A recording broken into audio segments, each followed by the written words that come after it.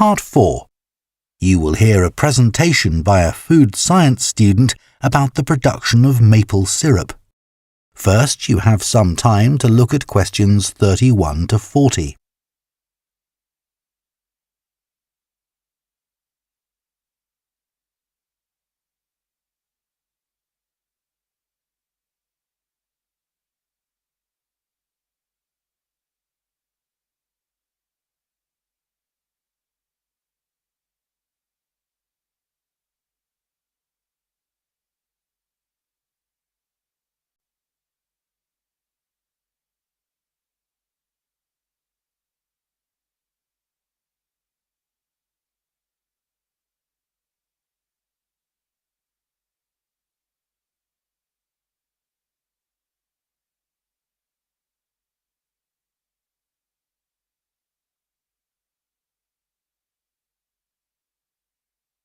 Now listen carefully and answer questions 31 to 40.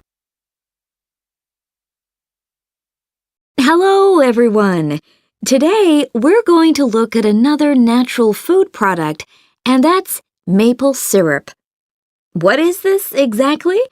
Well, maple syrup looks rather like clear honey, but it's not made by bees. It's produced from the plant fluid, or sap, inside the maple tree, and that makes maple syrup a very natural product. Maple syrup is a thick, golden, sweet-tasting liquid that can be bought in bottles or jars and poured onto foods such as waffles and ice cream, or used in the baking of cakes and pastries. It contains no preservatives or added ingredients, and it provides a healthy alternative to refined sugar. Let's just talk a bit about the maple tree itself, which is where maple syrup comes from. So, there are many species of maple tree, and they'll grow without fertilizer in areas where there's plenty of moisture in the soil. However, they'll only do this if another important criterion is fulfilled, which is that they must have full or partial sun exposure during the day and very cool nights. And I'll talk more about that in a minute. There are only certain parts of the world that provide all these conditions.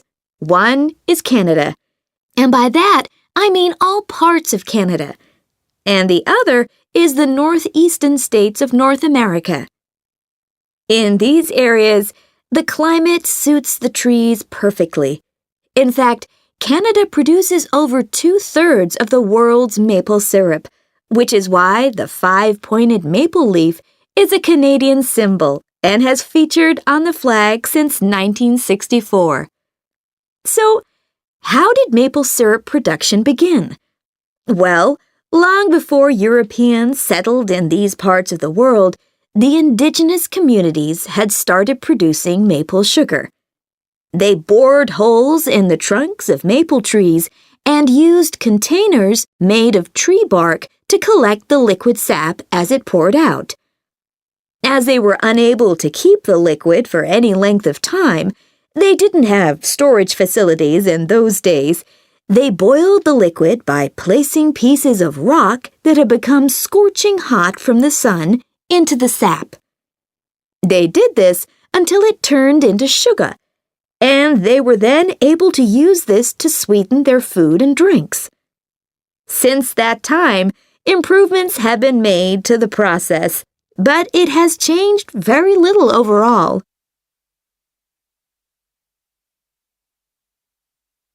So, let's look at the production of maple syrup today.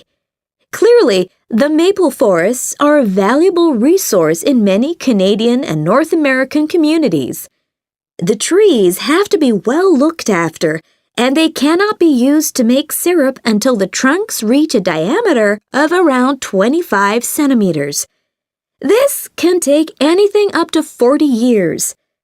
As I've already mentioned, maple trees need the right conditions to grow and also to produce sap. Why is this? Well, what happens is that during a cold night, the tree absorbs water from the soil and that rises through the tree's vascular system.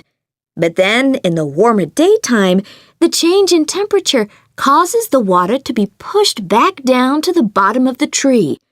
This continual movement, up and down, leads to the formation of the sap needed for maple syrup production.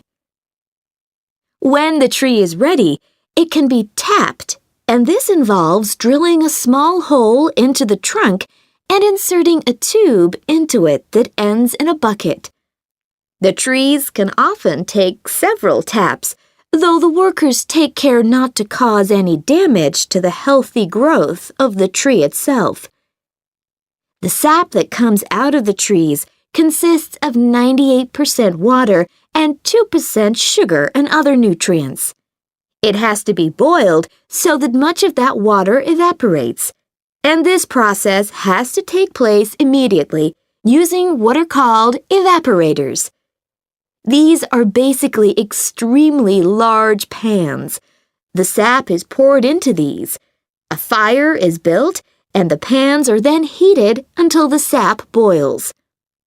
As it does this, the water evaporates and the syrup begins to form.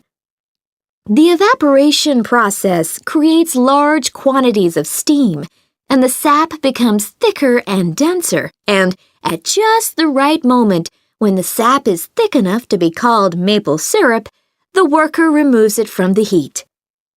After this process, something called sugar sand has to be filtered out, as this builds up during the boiling and gives the syrup a cloudy appearance and a slightly gritty taste. Once this has been done, the syrup is ready to be packaged so that it can be used for a whole variety of products. It takes 40 liters of sap to produce 1 liter of maple syrup, so you can get an idea of how much is needed. So that's the basic process. In places like Quebec, That is the end of Part 4. You now have 1 minute to check your answers to Part 4.